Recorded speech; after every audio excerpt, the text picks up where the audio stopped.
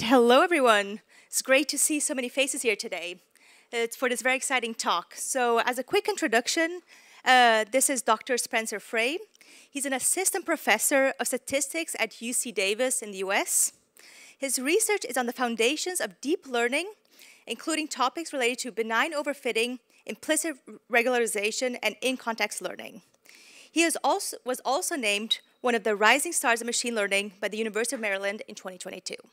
So let's give him a big round of applause. Thank you for coming.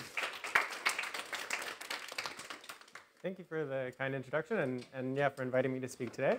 I'm going to be talking about some recent work with Ruiqi Zhang and Peter Bartlett, who are at UC Berkeley and DeepMind and UC Berkeley respectively. And they're talking to me about learning linear models with transformers. Okay, so just gonna make sure that we're all on the same page about these models. Transformers are the kind of backbone behind the things that everyone is talking about, you know, these GPT chatbot type things. And they're a special neural network architecture that are distinguished from previous neural network architectures in that they can operate on sequences and output sequences. Right? So the kind of standard fully connected network or convolutional neural network that were really popular for the last like 8 years or so were primarily things that mapped fixed vectors to fixed vectors, but now we can allow for sequences of vectors and mapping it to sequences of vectors using compositions of linear and nonlinear transformations. And the kind of way that these things are trained is by using internet data or any type of sequences of strings or anything that you can encode into vectors. And you try to have some type of fill-in-the-blank objective function, right? So you take internet data and you either randomly mask some words and you try to fill in the blank, or you give it a sentence and then you try and you chop off the last word and try to predict what the next word is. And so when you train on these with complex data and a few more bells and whistles, then you get these really kind of striking chatbots that can do great things. So for instance, here is I wanted to create this slide basically where I said I want a subfigure that says the chicken crossed the blank, and on one side and on the other side I want it to say the blank crossed the road. I put this into GPT-4 and it creates this LaTeX code that actually correctly compiles to make this. Right? It has a kind of weird approach. Right? It uses fixed picture, which is not what I would have done to create this slide, but it works and it saved me some Googling, basically.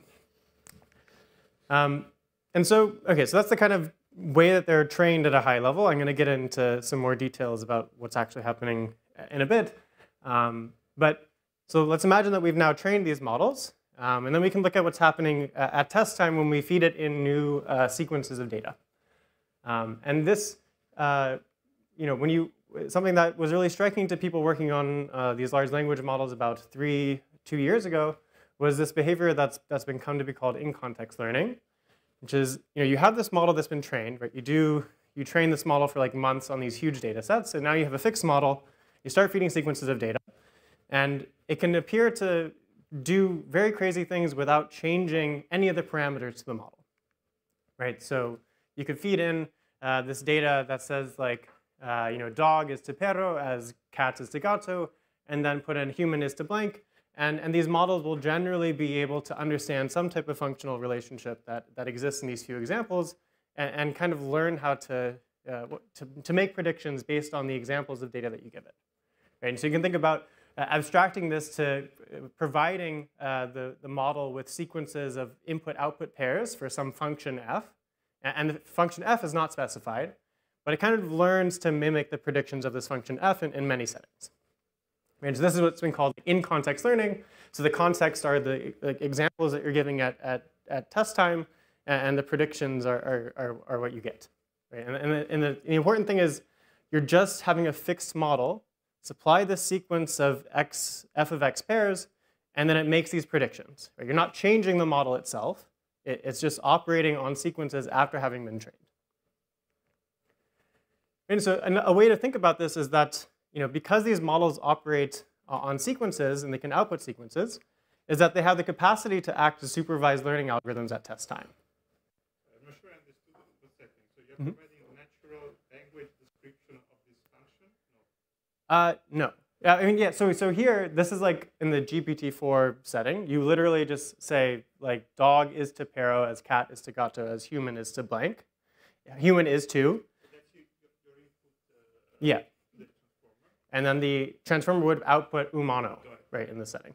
And we're just trying to abstract away what this type of behavior can kind of be captured mathematically as presenting x f of x pairs.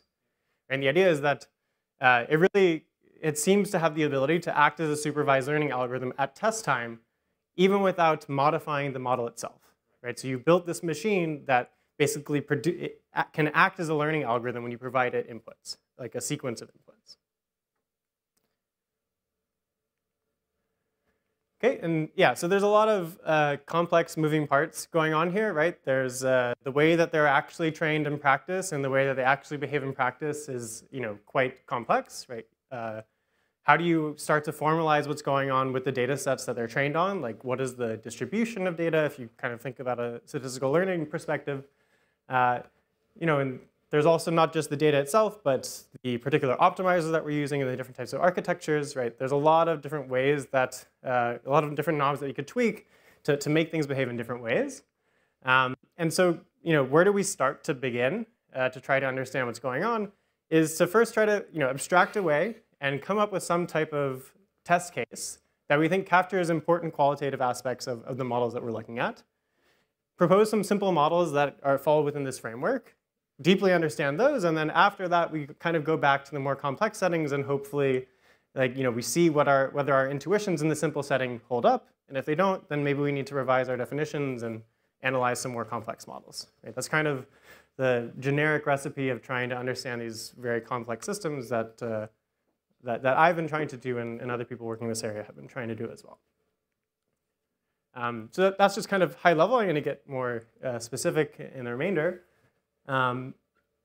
So we'll start with proposing some definitions of this idea of training on in-context examples, and then also testing or learning a function class in context. And then we'll look at this simple model of linear models.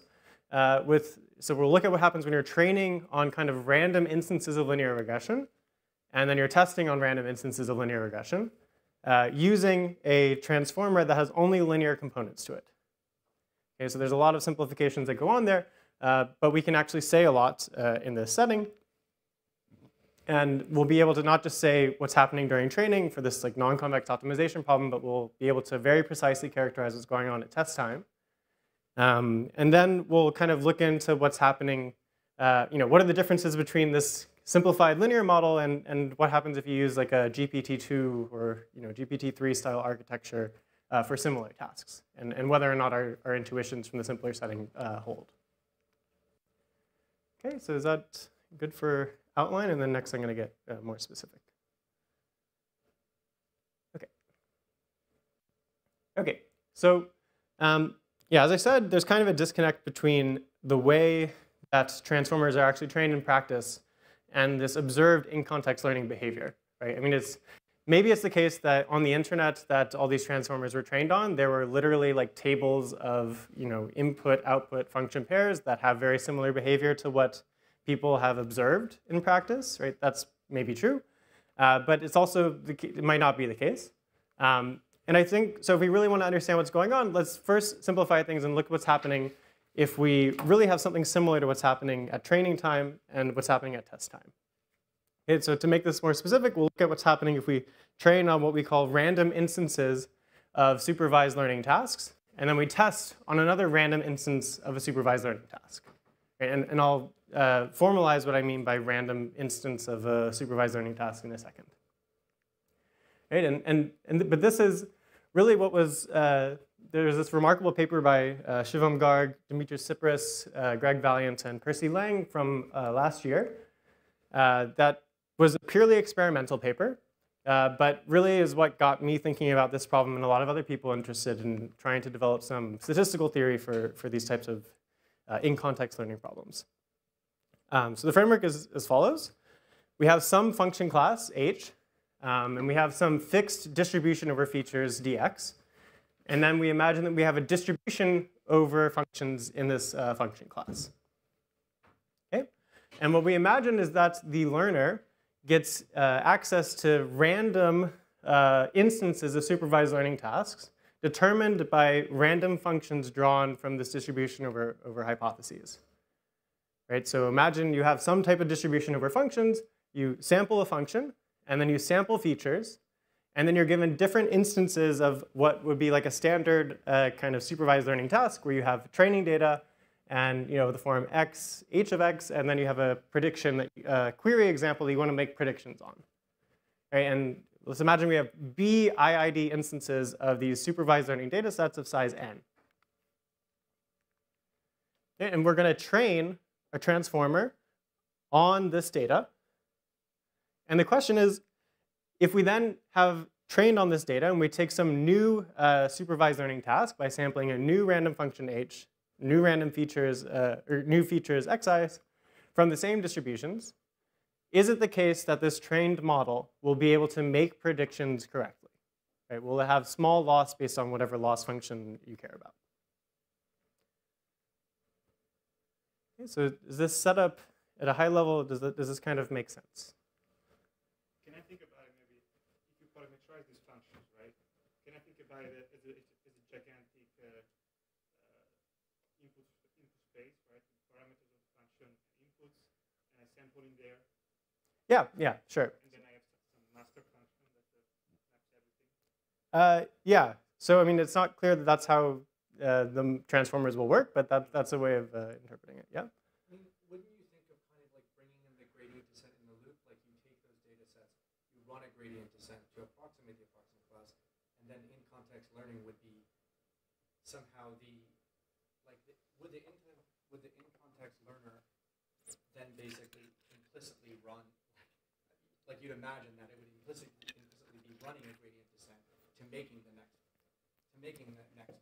Yeah. So that's like an interpretation that people have. We'll get to a bit more formal on that in a second. But you do gradient descent. Like you take this data, you form an empirical risk defined over a transformer architecture, and you do gradient descent over this data. Oh, okay. You literally do gradient descent over this data, but at test time, you're going to be given a new model, and then it kind of, but at test time, it basically can behave like a learning algorithm. So there have been like a line of work that say like, after you train, these networks actually behave like gradient descent. What they'll do is they'll take this data set, like you'll take like a fixed data set and then do gradient descent over it. But this is a bit complex, and I think it'll be easier once we actually talk about what model we're using. Okay. Great, and so I just want to maybe hammer home the point of what is the difference between this in-context learning with more classical supervised learning frameworks, right? And so at a high level, when I've described what in-context learning of a function class is, it's not any different than the classical paradigm of supervised learning, right? Like what is in-context learning is it takes a data set of examples, of input-output examples, and it forms predictions for test examples, right? In that sense, ordinary least squares in context learns like linear functions, right? Ordinary least squares takes in x, y pairs, does this x transpose x inverse, x transpose y, and it uses that to form predictions for examples, right? That's really not all that different than what we're used to.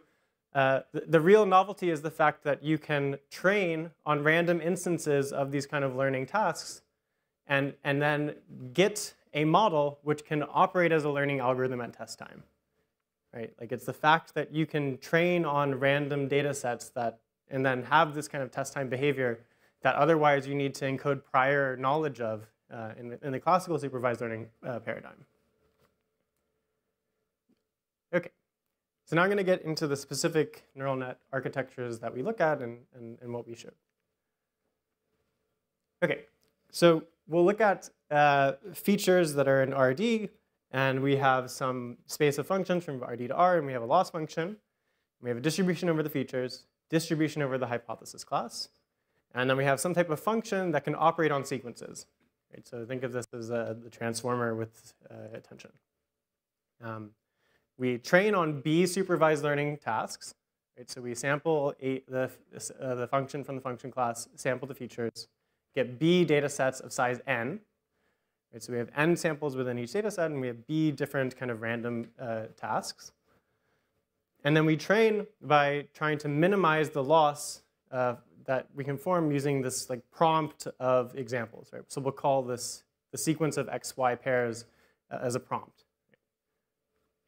Right? And so this is a stochastic optimization problem. Right? So any stochastic optimization problem, you could try to solve it using stochastic gradient descent by just doing gradient updates over each data set.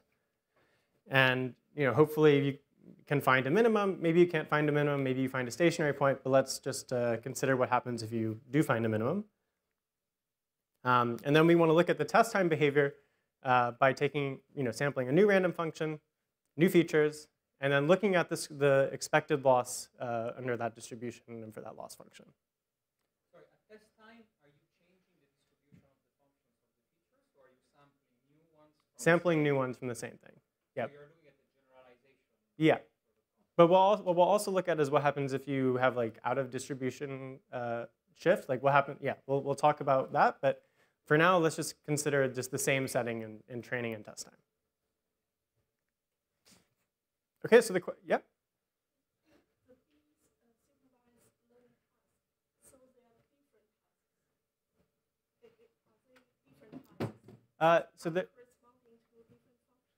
Yeah, different functions, but from the same function class. What do you mean, function? Like, so for instance, we can consider this H as linear models, right? Let's say H is going to be something that maps features X to W transpose X. And then we have a distribution over vectors in RD. Right? Let's say we take isotropic Gaussian weights. And then, so we sample an isotropic weight vector from a Gaussian. And then we form these data sets of Xi, W transpose Xi. Right? So that W is going to be fixed across this whole, this one data set. But for different tasks, you're going to have different random weights that determine the kind of the function. So you mean the similar functions? I mean, it's kind of up to whatever the distribution you choose is, right? But if you think about the weights being IID Gaussians, right? I mean, they're just IID Gaussians, right? They are as similar as IID Gaussians are, which they're kind of orthogonal, but not really, not precisely.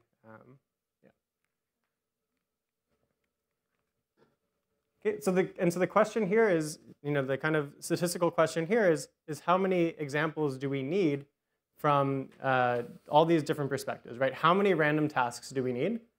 How large do the training context, at training, when we're training on these things, how many examples do we need for each task? And then at test time, how many examples do we need in order to achieve small prediction error? Mm-hmm.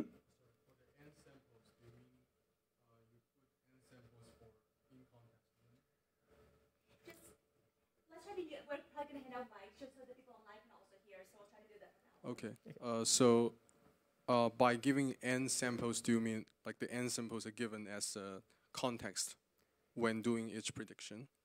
Yeah, so at training time, you're given B different data sets of size n.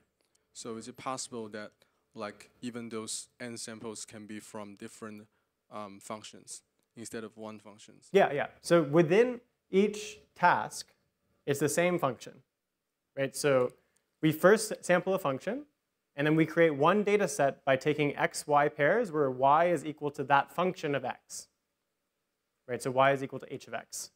Within each data set, the h is fixed. But across data sets, the function that is determining the labels differs, right? Because you're sampling it from a distribution. Is it possible that like you can have even when giving in test time, when given a various samples for in-context learning, it's also possible that the function is not deterministic. Like for one sample, you can have such a function, and for another sample, you can have another function. So you can we'll talk about that a bit about how do you examine at test time if it differs from what's happening during training. But we can quantify what's happening in that setting. Yeah. Okay, thank you. Yep. I wanted to understand the notation there. So f theta of p. Sorry, f theta. Yeah. Yeah. So h of x query, understand, it's the label or whatever for that x query under the function h. But f theta is something that takes in this string and produces a prediction for x query.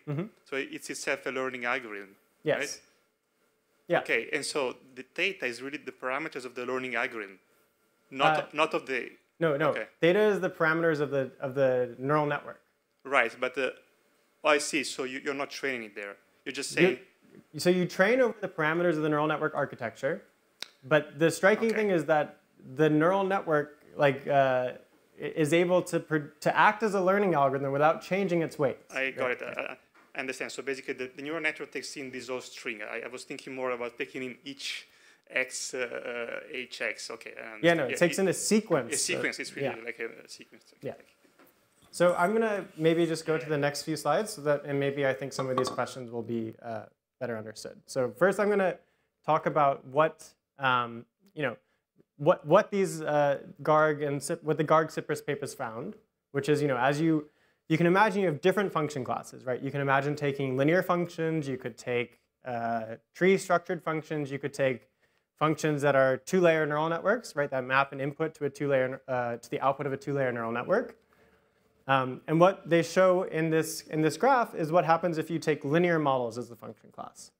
Okay, and this is training a GPT-2 transformer on random instances of linear regression, right? So where the weight vectors for a fixed task are sampled from an isotropic Gaussian. Okay, and what they show here is they're comparing what's happening with the transformer. So this is 20-dimensional linear regression, noiseless linear regression.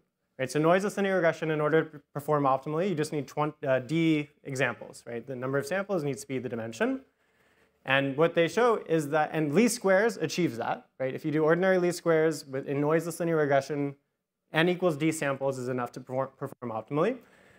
And so in blue is the transformer, and in orange is ordinary least squares. And what you see is that the transformer behaves almost exactly like ordinary least squares. Right, so this is at test time, after we trained on random instances of linear regression. Now we have this transformer which can take as its input sequences of data, and we're giving it data sets that are another random instance of linear regression and seeing what its performance is. And what you see is that it performs almost exactly the same as ordinary least squares. Okay, so, and this was, I think, the thing that really kind of put fire in a lot of people's eyes, is like, it's kind of crazy that this transformer behaves like this very familiar learning algorithm that is ordinary least squares, right? I mean, its test curve is almost exactly the same. Right? And this is a very complex, 12-layer transformer with 20 attention heads or something, and it does very well. And you can think of, and in this paper, they also looked at various other versions of this, like what happens with two-layer neural nets. They looked at sparse linear regression and actually found that it performs similar to an optimally tuned lasso. Right? So it actually adapts to the sparsity in the problem. It does better than, they looked at tree structured data and found that it does better than all known standard tree learning algorithms like CART or random forests. It's really, so this paper was really fantastic and really was the inspiration for us to try to understand better what's going on here. Okay, and so now I'm going to get into math and say what we actually did, and maybe this will clear up some of the questions that people were having. Okay, so for each task tau, we're going to index different tasks. A task will correspond to a single supervised learning data set. Right, so we have a prompt that consists of xy pairs, n xy pairs, and then a query example that we want to make predictions for. Okay, so the transformer operates on sequences, and we have the option of choosing how to form what sequence to give to the transformer. And so what we'll do is we'll concatenate the xy pairs into a single vector and feed the first n examples as columns. And then for the final column, we're going to have the query and then a 0. Okay? And the goal, right, transformers can map sequences to sequences. And so what we're going to use as the prediction for x query is the bottom right output of the transformer. Okay, so what is the building block of these transformer architectures are these kind of attention blocks that have these parameters wk, wq, wp, wv, and then a softmax, right? So this is the kind of standard one-head attention layer that people have. And we're going to be making a number of simplifications to this model. First is that we're getting rid of the softmax. We're merging the two matrices into one, and we're merging those two matrices into one. Okay? And so you can see that this model takes sequences and outputs sequences. And we're going to use this to try to formulate a kind of squared loss objective that says that, that'll get you in the next slide of exactly like what the objective function we have is. So is this kind of clear so far? OK. Great. And so the training setup is that we have noiseless linear regression data. So for each task, we sample a weight vector W from an isotropic Gaussian. And we sample possibly anisotropic features. And then the labels are given by W tau transpose X, right, for each task. Okay. And we're going to look at what happens in the infinite task limit. Right? So as the number of tasks that you have goes to infinity, we're going to look at gradient flow over the resulting objective function. Right? So we are going to take the prediction for some task, subtract out the ground truth label, and use the squared loss. Right? So there should be a parenthesis, a big block around that. Sorry. Right? And we'll look at what happens when you do gradient flow over this population objective. So does that make sense, right? We would form an empirical risk, take the number of tasks to infinity limit, and then see what happens with gradient flow. OK, so there's some technical conditions that we need for how we initialize gradient flow. It's not all that important. The important thing is that we can allow for some randomness in the initialization, and that this is not encoding the solution into the initialization. It really learns something quite different. It's kind of technical. I'm not going to get into that unless people have questions towards the end. So maybe you could just say whether this objective is convex. Oh. Is this objective convex? No, this objective is not convex. Yeah. So that's a good question. Yeah. So it is not convex, even though because we have these products of matrices. When you have products of matrices, it's not convex. Yeah. OK. All right, so here's our first main theorem, which is that if we have gradient flow defined previously with that initialization, and this initialization scale is small enough, then gradient flow converges to a global minimum of the objective function. And we can identify exactly what the weight vectors converge to. Okay, so there's a formula for what the weight vectors converge to. It's fine. It's not that helpful. But the thing that's more helpful is what happens if we have a new task at test time, right? Now, since we know what the weight vectors converge to, we can exactly calculate what are the predictions going to be for a new linear regression task. Right? So this is the in distribution setting. We again have a noiseless linear regression task, same anisotropic Gaussian features, labels given by W transpose X. And what we show is that the predictions for this label, for the query example, are exactly given by this equation, which is this W transpose times kind of empirical covariance matrix times gamma inverse and then X query. Okay, so what is this gamma? This gamma is here in the blue, right? So gamma is a kind of regularized version of the covariance matrix lambda, right? Where as n goes to infinity, gamma converges to lambda. Right, n, if you remember, is how many examples we trained on for each task. And capital M here is how many examples we have at test time. Right, so they might be different. Maybe we train on contexts that are really long, and then we test on shorter contexts. Right, and so the kind of way that we can interpret this is that if the training prompt is large, so if n is large, then we have that gamma is close to lambda. So this gamma inverse is close to lambda inverse. If m is large, then this empirical covariance matrix is going to be close to the real covariance matrix. And so then we have lambda, lambda inverse, and then we get exactly W transpose X query, which is the correct thing to do. Okay. So this is what happens if we are kind of in distribution in the sense that our test time task looks exactly like the things that we trained on. But the nice thing is, since we can exactly calculate what these WPV star and WKQ star are, we can actually exactly characterize what is going to happen for any task that you're given at test time, without any assumptions on the data at all. Right, so first let's consider a slightly more general setting, where instead of assuming that we have a joint distribution over x, y, where y given x is linear, let's not assume that y given x is linear, but assume an arbitrary distribution over x and y. And then let's assume again that we have IID examples, but now possibly y given x is nonlinear. Right, and we have this same kind of, we're looking at what's happening with the trained transformer that we found by training on noiseless linear regression tasks. Now we're looking at what happens when we test on possibly not linear regression tasks.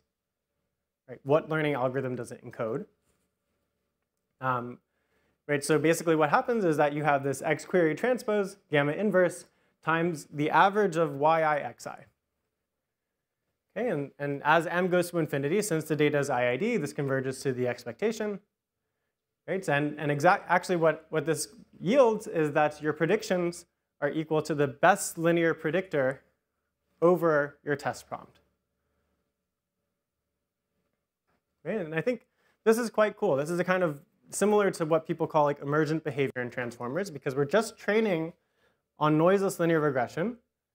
But by training on noiseless linear regression, you get an algorithm which does basically optimally over, with respect to being a linear model at test time. Right?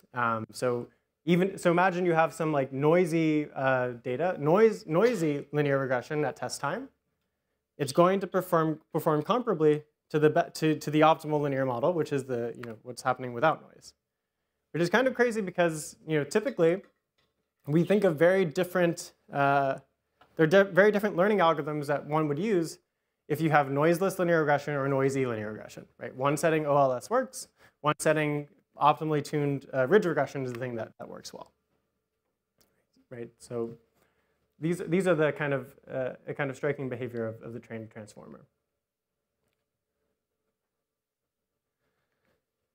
Okay, so we had a bunch of approximate symbols across the previous slide. Yeah. Do you want to use the microphone?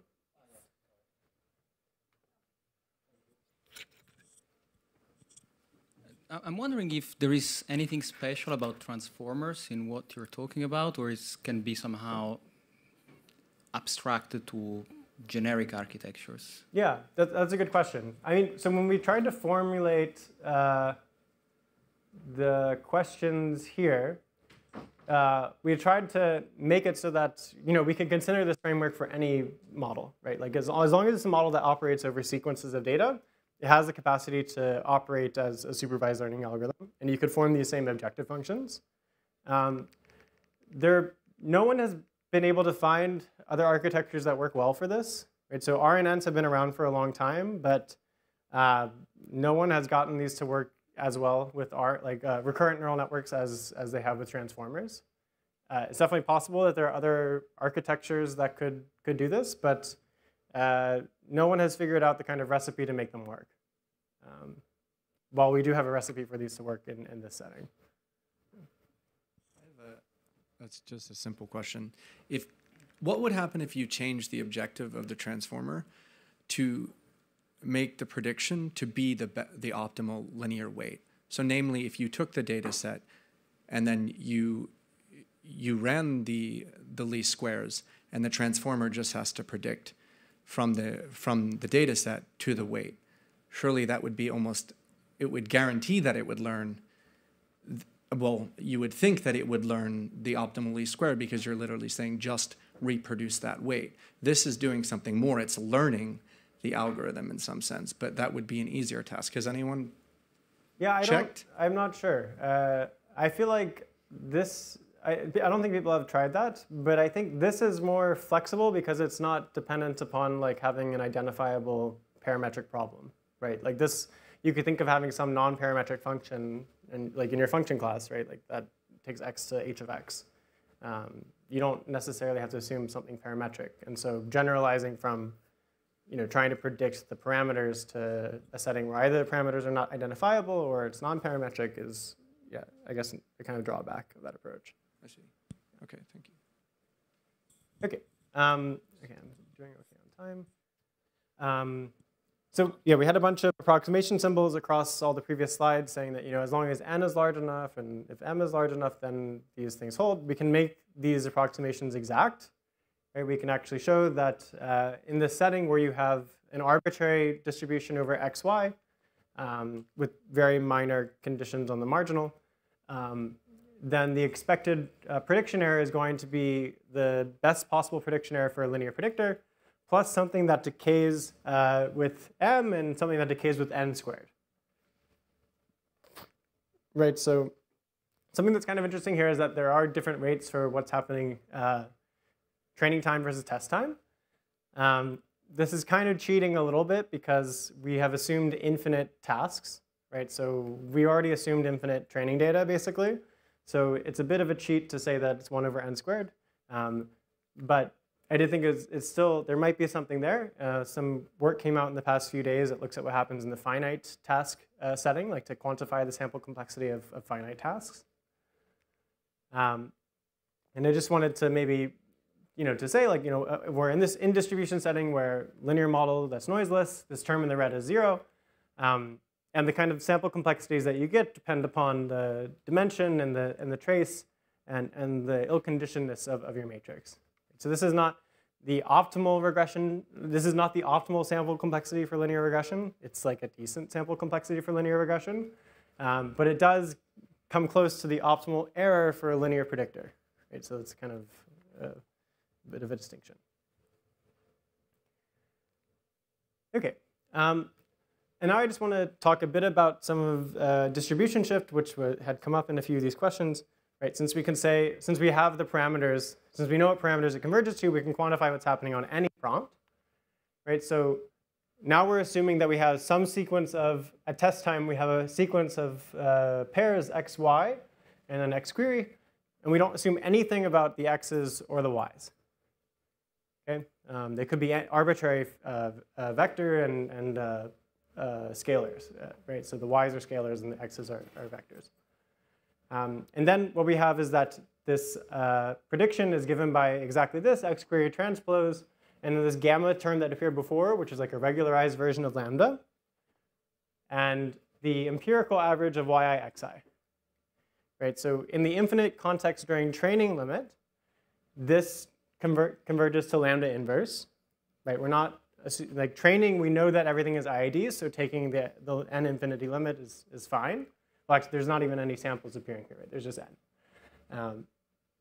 And what we have is this prediction that's lambda inverse empirical average of yi xi.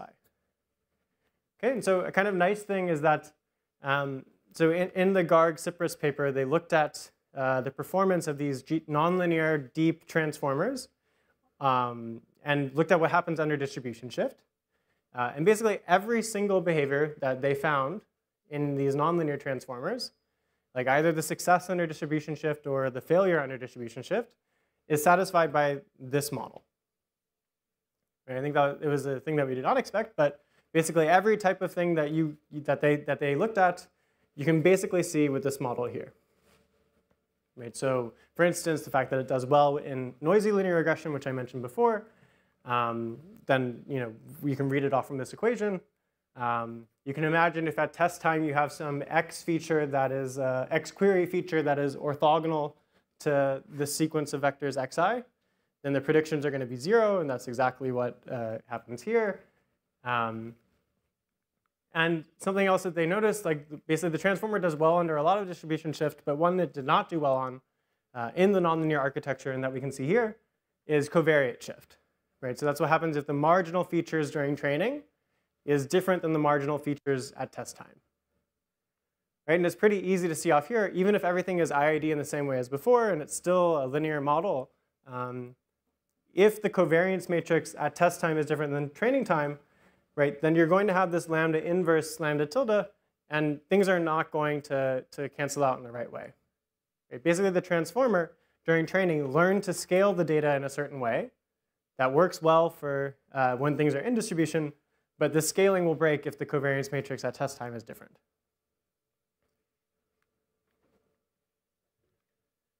Okay, so this was observed not just that's not just something that holds in the trained linear transformers, but was observed in these more complex transformers.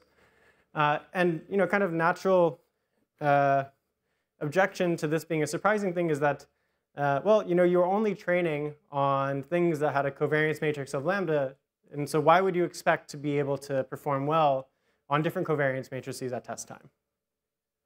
Right? So a kind of natural question is, well, what happens if you start to train on, say, different types of covariance matrices? Right? Maybe if you start training on different types of covariance matrices, there will be greater robustness to covariance shift at test time, and maybe it will learn a kind of more robust learning algorithm, right, that can actually do some type of, when you're given a sequence of data, it learns the correct covariance matrix, and then it implements an algorithm using that correct covariance matrix. So that's something that we looked at with these linear transformers, is what happens if you start to introduce a kind of distribution over covariance matrices. Right, so we have some type of distribution over, let's say, diagonal positive definite matrices with a few moments. And then we sample a covariance matrix, and then we sample a weight vector. And then we have features that come from this covariance matrix, Gaussian, and the labels that are Y transpose X. And what we looked at is, again, the gradient flow with the same kind of initialization as before, and looked at the task going to infinity limit. And when we do this, we can show that gradient flow does find a global minimum. And we can identify what its predictions look like, because we can identify the parameters. But unfortunately, this is, at least for the linear transformer, this is not enough. So it's easy to construct examples where this trained transformer, even though it was seeing different covariance matrices during training, is not robust to covariance shift. Right? So a kind of simple example that, this is just a bunch of equations, but you can think about what's happening if you're training on exponential, where the covariance matrices are diagonal with the exponential 1 entries on the diagonal, and then you test on exponential 1 matrices on the diagonal, and it does not perform well. Right? It basically, the predictions are off by a scalar, the scalar multiple. Okay, so that's the linear transformer. Question is like, well, what happens if you start to train these real transformers on varying covariance matrices? So what we'll look at is a lot of information, but so we'll look at kind of two things, right? What's happening if you're training on isotropic Gaussians, and what's happening if you're training on Gaussians that have random covariance matrices, where the entries are exponential 1 on the diagonal. Okay? And then we're going to test on a variety of settings. We're going to test on when the covariance matrices are random with exponential 1, or multiples of exponential 1, where we're going to increase the multiple of exponential 1 to kind of increase the variance in the problem. Right, so the thing to note is that ordinary least squares in linear regression, in noiseless linear regression, does not depend upon the noise level, right? Like in terms of the variance. Like if you're increasing the variance of this sigma, right? If we're looking at a diagonal matrix with sigma times exponential of 1, as we increase sigma, ordinary least squares performs the same, right? N equals d examples is still optimal and necessary and sufficient in order to perform well. Okay? And what we'll look at is what happens if we're training on context lengths of size 70 and the dimension is 20. Okay, so there's a lot of information here, but first we'll look here. Okay, so this is random covariance. We're testing on random covariance, and the expected variance is 1, right? So sigma squared is equal to 1 here. Okay, let's pretend that we're not looking at anything beyond 70. So for the moment, just do not look past 70. What you see is that so in green is least squares, orange is testing on random covariance, blue is training on random covariance. Sorry, orange is training on random covariance, and blue is training on fixed covariance. And what you see is that when the expected variance is 1, least squares, training on random covariance, and training on fixed covariance all behave the same, up to 70. Okay? And again, just pretend after 70 doesn't exist for a minute. Okay, and as we go to the right, we increase the expected variance. Right? So we're going from sigma squared equals 1 to sigma squared equals 4. And what we see here is that training on fixed covariance does not do well. Right? It does not do as well as least squares. But training on random covariance does do well, although there's a little bit of a gap with ordinary least squares that exactly d equals at n equals 20. But it's still doing pretty well. Again, forgetting what's happening after 70. And then when we increase the expected variance 9, we see that both training on fixed covariance does poorly and training on random covariance does poorly as well. Right, so what is the takeaway from those? Is that training on random covariance helps, but it's not enough. Right? You're not going to be able to actually match the performance of least squares. It's doing some other weird learning algorithm that's like a little bit robust to the different types of covariance matrices that you see, but is still not the kind of correct thing that you would expect. Okay, so then there's the caveat of what's happening after 70. Right? So we just trained on prompts of length 70. Right? So we're testing on prompts of bigger than 70. Right? And so what it's saying is that actually, like, when you test on prompts that are longer than what you're trained on, your performance can spike.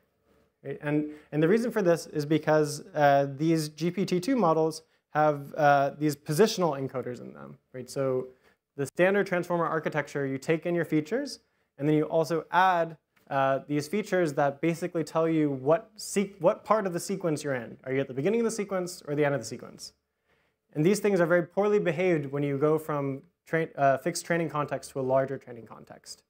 So basically, if you get rid of these kind of positional encoders, then these gaps kind of disappear. Right? But the kind of out-of-the-box way that people train transformers results in this weird behavior once you start testing on prompts that are longer than you see during training. So a lot of things going on there, but I hope some of those takeaways are clear.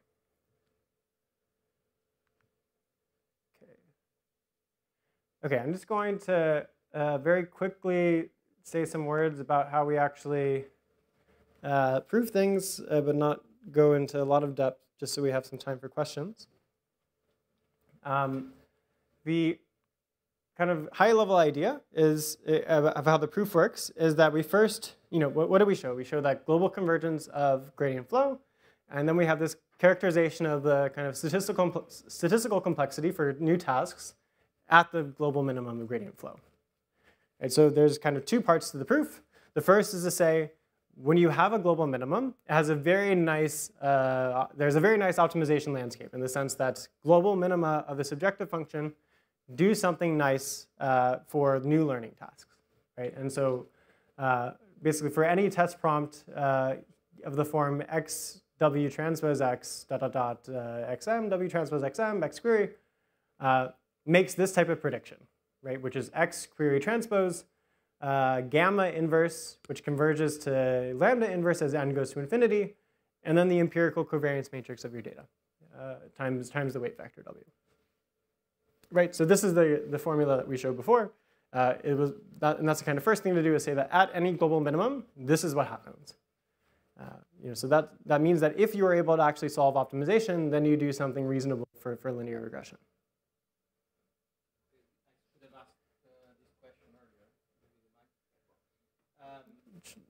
Thank you. Thank you. The I in xi, when you take the sum from 1 to m, the I, is it the time step of the sequence, or is it the data, the index of the data sample? So you get a data set. Your prompt is x1 w transpose x1 ... xm w transpose xm. So x1 is a vector or is a sequence? It's a vector. Okay, so you're looking at sequences that have infinite length when you let m go to infinity? As capital N goes to infinity, it's a sequence of infinite length. Yeah. So yeah, I mean, such a thing doesn't exist, but that we have in the previous slides we had some like guarantees for how the approximation looks for finite n and finite m. Right? Thanks. Okay, so that's the kind of first thing is we've reduced the problem to showing global convergence of a non-convex problem, which usually is not cause for celebration, but we are actually able to establish this global convergence with a Polyak-Loyasevich inequality. So what that means is that we can say that the gradient norm squared is bigger than or equal to some constant times the gap between the objective function value and the best possible value for that objective function. Right? Once you have a PL inequality, gradient flow finds stationary points, so it drives the gradient norm to 0. Driving the gradient norm to 0 means that you drive the gap between the objective function value and the best possible objective function value to 0, which means that you converge to something that has the global minimum value. Right? Once you have a global minimum, you get this nice learning algorithm at test time. Okay. So just going to conclude and hopefully give people some time to ask questions, and I can go further into the proof if people would like to. What we did is we tried to formalize what is this in-context learning phenomenon that has been observed in these real large language models, and tried to distinguish between what's happening during training versus at test time. Right? We saw that even when you're training on a relatively simple task, you can get some kind of emergent behavior on your test time task. Right? Even though you're training on noiseless linear regression, you can do well on noisy linear regression or even nonlinear regression. Right? And what did we look at were these linear transformers trained by gradient flow on these in-context examples of linear models. And we showed that these can kind of learn to do linear regression in context. Right? And how did we do this is showing that despite non-convexity, gradient flow finds a global minimum. And then at this global minimum, it encodes a learning algorithm that does quite well. Right? And we saw that it's robust to some distribution shifts, but not all. And because of that, we were kind of motivated to look at what happens if you start to introduce additional randomness during training that has different types of covariate distributions, in the hopes that this would allow for some more robustness to covariate shift at test time. We saw for linear transformers it wasn't enough, but in the deep nonlinear transformers it does seem to help. Right? It's not the solution, but it does seem to help. And what I think are some interesting future directions are some obvious things that one might think of. We made a lot of simplifying assumptions when we were looking at these models. Right? We assumed infinite tasks. We looked at gradient flow, not gradient descent. We got rid of the softmax. We were just looking at a single layer, not deeper ones. All of these things I think are interesting. I should say that 2 days ago, there was some work by Peter Bartlett, who's a co-author on this paper, with a few other authors, looked at what happens with finite tasks and with stochastic gradient descent, and quantified how many tasks you need during pre-training in order to do well at test time. So it's a very fast-moving area, but these are still open questions.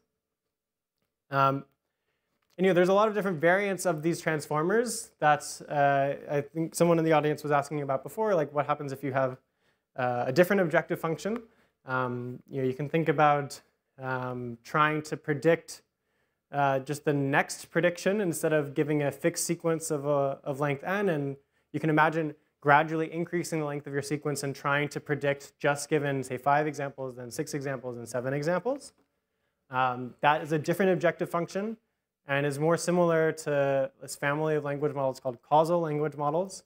The dynamics of those are different. We should expect that they encode different learning algorithms, but people have not explored what actually happens in that setting. And yeah, I think this idea of how do we increase the robustness of these models and what is the real source of the brittleness of them is an exciting question. So we looked at what happens if you just change the, say, covariance matrix of these Gaussians. But another natural question is, what about different families of distributions, right? What if we want to generalize, well, not just on Gaussians, but like, say, log concave distributions or some other large family of distributions where maybe it would help to start training on different types of augmentations of your data or different types of families of distributions in order to increase robustness. Okay, and just last thing. I think, so there's been a series of works over the past few years about, since transformers can implement supervised learning algorithms, people have looked at kind of approximation theoretic guarantees of how do you implement certain supervised learning algorithms using transformers. Right? So you can think about how do you wire up a transformer to do lasso, or ordinary least squares, or a reinforcement learning problem. Right? So you can come up with a construction of how to do that. Right? But the construction of how to do it is not necessarily the same as how it actually does it if you train on random examples in this kind of context learning you set up. And so this is there's a lot of, in the deep learning theory literature, there's a lot of these kind of separations, like approximation optimization separations. And those were mainly in the supervised learning setting, but now we have this kind of learning algorithm setting of how transformers can implement learning algorithms theoretically versus how they actually do when you train on tasks to kind of simulate this kind of learning of a learning algorithm procedure. And I think this is closely related to what is the kind of implicit regularization or implicit bias of gradient flow and gradient descent. Right? Given there are many different ways to implement, many different learning algorithms that could be implemented, which are the ones that these transformers actually implement when you train them? Right? That's the kind of the big question in transformers, and it's really, there's very, very little out there on that. And with that, yeah, I'm happy to conclude and take any questions that you all have.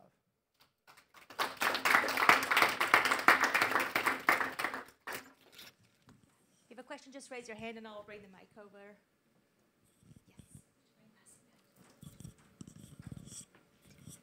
Thank you for the great talk.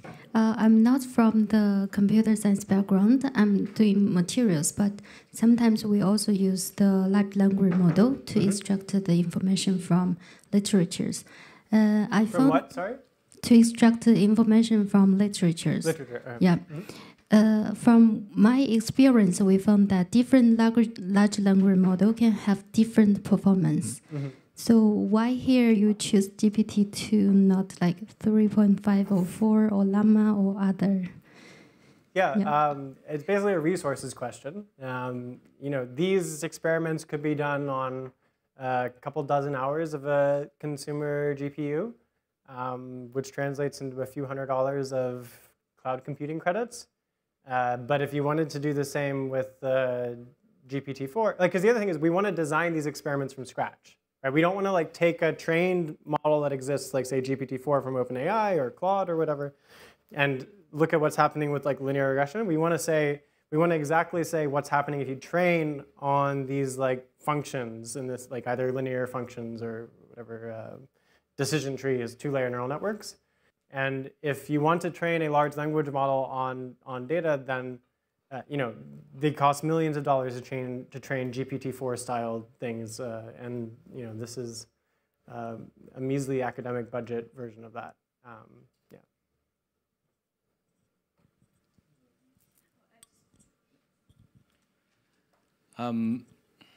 Your final objective, I mean the final model, the Y query, looked, yes, to me quite similar to what you would get with a kernel machine.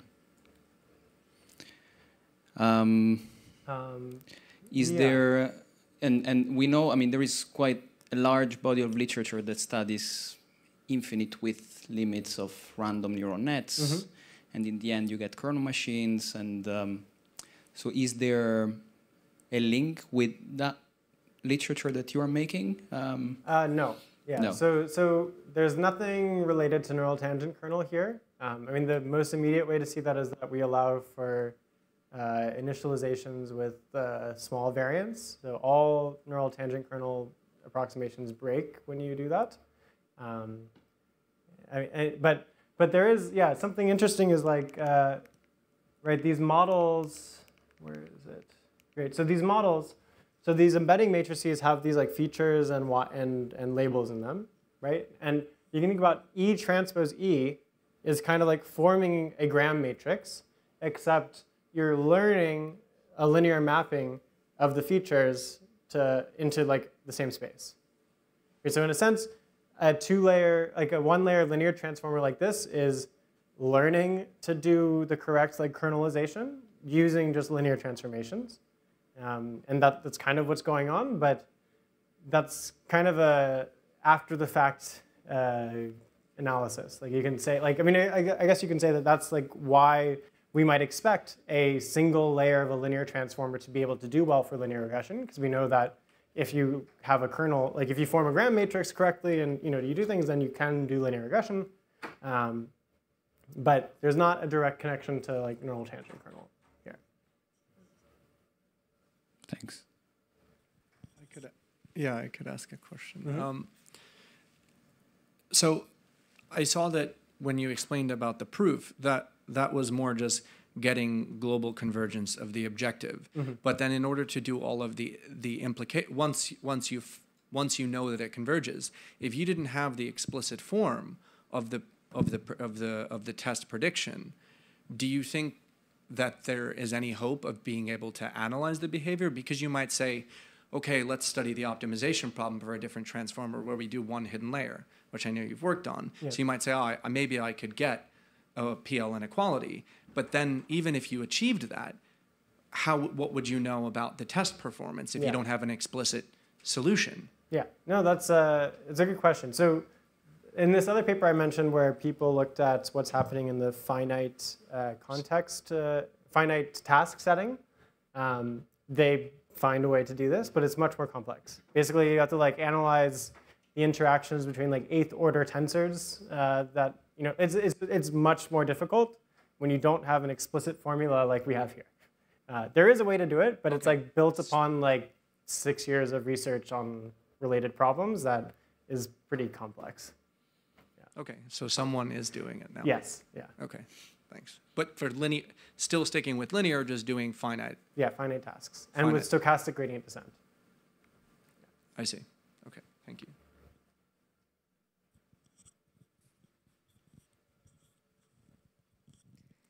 Any other questions?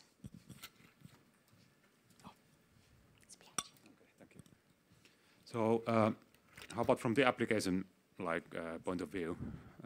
What would you say? What does this mean in practice? Not just this linear version, but like deep and non-linear. Like, does it mean that in the future it's just all about trying to solve the inverse problem of how to train transformers, and then all the other algorithms are coming out from the transformer itself? Yeah, I think there's a lot of questions about how this relates to what people are actually doing. And I think the biggest takeaway for me from this is that a big source in the problem of the failure of robustness is the source of the training data. Right? So like in our setting, what we saw is that if you have a fixed covariance matrix at test time, then you're kind of screwed when you have a different type of covariate distribution at test time. And that training on more diverse data sets kind of forces the transformer to learn a more robust learning algorithm. I think that's the kind of most easy way of saying something relates to practice. But I mean, the sad truth is, theoretically understanding transformers is really playing like 6 steps behind what's happening in practice. Like there's thousands of people who are just spending all day, every day, coming up with little tricks that make things work better. And the speed with which those things can be done just like completely outpaces what like poor theorists like me and my collaborators can do.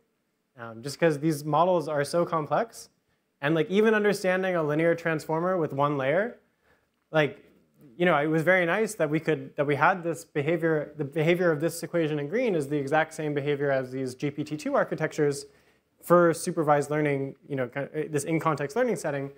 But I would be lying if I said that this is really saying something very explicit about what is happening in practice. Right. So in principle, these like super deep, super nonlinear, superscale models, I mean, there might be some like very surprising properties in them. You cannot say, right?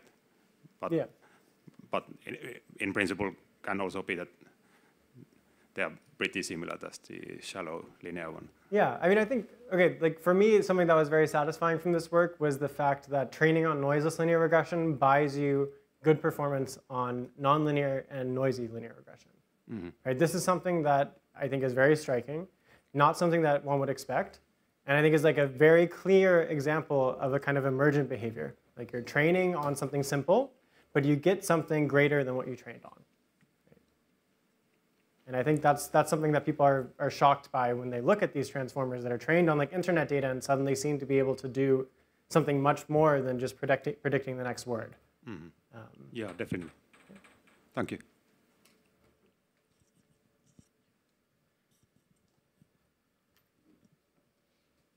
All right. If we don't have any more questions, let's give Spencer one last round of applause. And we have plenty of coffee and tea and snacks at the back, so if anybody wants to stick around and have a chat, please do.